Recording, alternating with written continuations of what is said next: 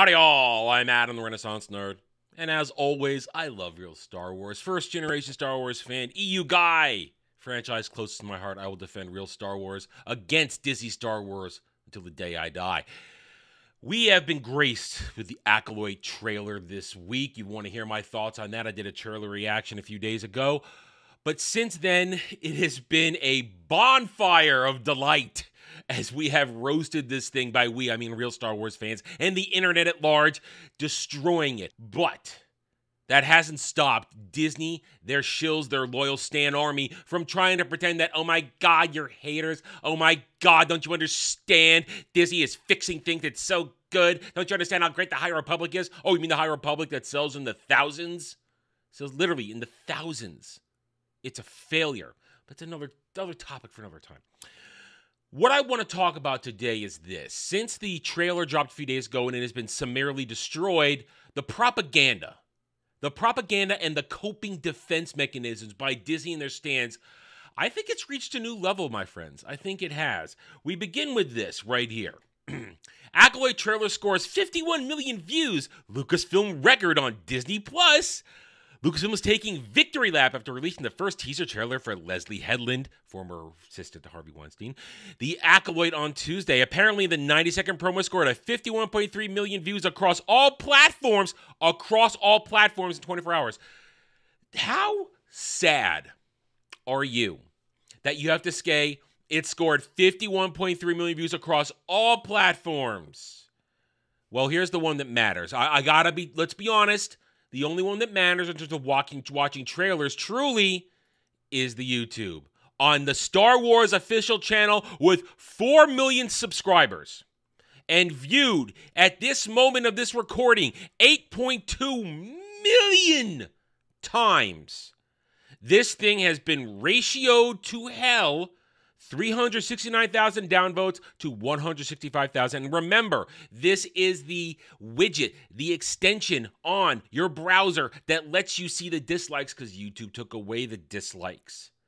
It shows you an approximation. In fact, it's usually, if I remember that calculation correctly, 3 times larger. So this means it's probably more close to 1 million downvotes. 1 million. It says 369, but I'm going to say it's likely closer to 1 million because that's how much is rejected. And this is all the interaction from your so-called fans you can get when it's viewed 8.2 million times. This is real. The 165 upvotes, that's real. Viewed 8.2 million times. Disaster. Complete and utter disaster and rejection. But it doesn't stop there. The rejection has triggered a whole new level of cope from the fans. Because remember, this show is about the Sith appearing 100 years before the events of Phantom Menace, where Palpatine makes his move. The High Republic is a joke. It's fake. It isn't real Star Wars. It's a moment in time that Disney made up to try and create their own version of the expanded universe. And as I said before, it has failed.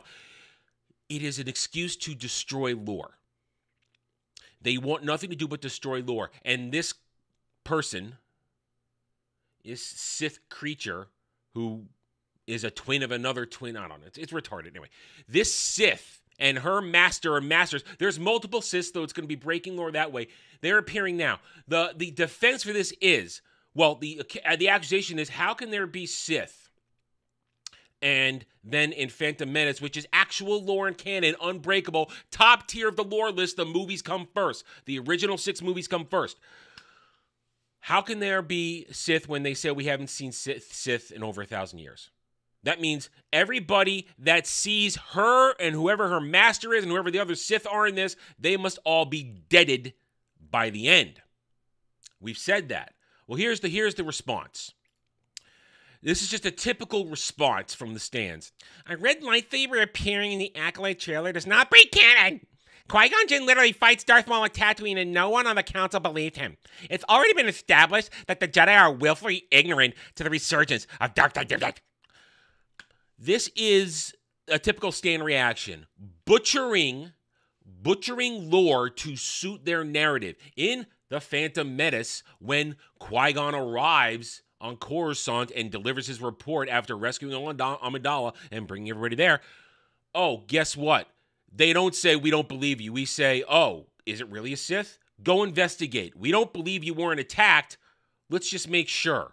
Let's understand. They want to twist it and try and make the Jedi the bad guys. That's the purpose of the show. Remember, the purpose of the show is to make the Jedi feel like the bad guys. Like they are the institution, and damn the man, save the Empire, rise of the Empire. That's what they want to do.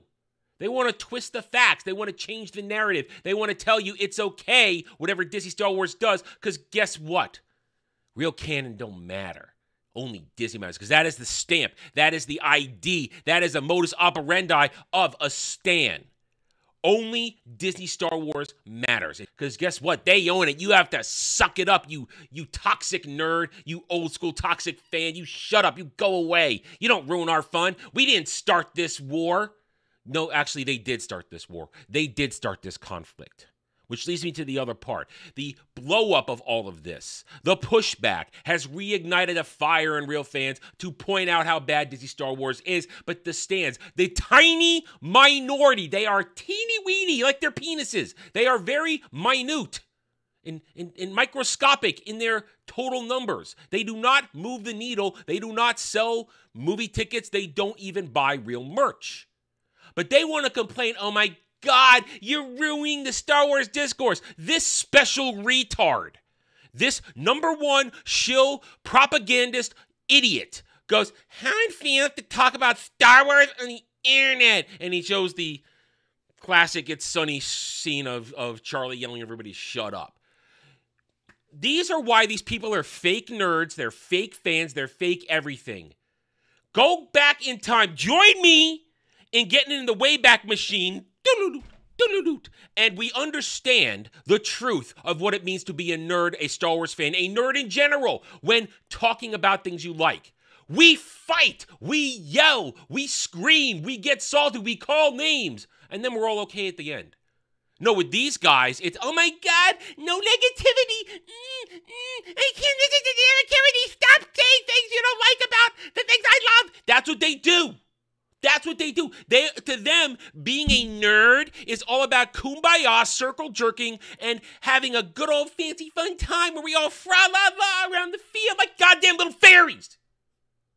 These are not fans. These are not nerds. These are fakes. They are not people who understand what it means to love a franchise. They love what the corporation tells them to love. They only care about what is hip and cool and virtue signaling to about. They throw their pronouns around. They pretend they care about everything. But as soon as you go after what they love, oh my God, stop with your toxicity. We are nerds. We are passionate. We care about this stuff.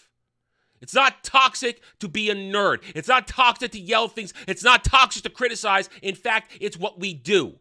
This idiot also likes to pretend that the prequel debate didn't really happen the way that it was all angry people attacking. No, it was a nerd fight. It was a nerd debate. It was bloody. It was awful. But guess what? It's what we do. But they don't understand that. Because they're not real fans. They don't want, they are coping as much and as hard as possible as Disney Star Wars burns down to the ground. And they're scared. They are frightened. Because again, this little f***ing idiot is going to run around saying, oh my God, the sequel trilogy is being beloved more than ever now. It's gonna find its place in history and people are going to change their tune in a decade. Oh, in a decade, it's going to be forgotten, kiddo. You are an ox and a moron! This idiot and all the idiots like him, and I use that word very lightly because he sits when he pees. This idiot and all of them, they're going to fade away. They're not going to go quietly. They're going to scream until at the dying of the light, but they are going to lose. They've lost. When the Acolyte and everything Disney Star Wars continues to not make money, to bring in less than 500,000 viewers by the end of its run, it'll be proven. I can't wait for the Disney movies to come out, the next round of Disney Star Wars movies, because it will prove definitively that there is no money in Disney Star Wars, and it is a complete failure. All right, I'm done. Thank you for watching this video. If you enjoyed it, a like would be very much appreciated. If you are new here, I invite you to subscribe to me right here on YouTube, where I hope to earn your trust and support with facts and logic. Thank you once again for watching. Take it easy, everybody. Thanks for watching, everybody. If you'd like to reach out to me, please email me at theranernerd@gmail.com for all channel business purposes. I am on Twitter now, mostly for promotion and sharing of videos, maybe a little shit stirring here and there, who knows, at @theranernerd. You can also find me at the Geeks and Gamers forums under @ROAS, and you can see me on Rumble and Odyssey under the Renaissance Nerd. Thanks again for watching. Take it easy.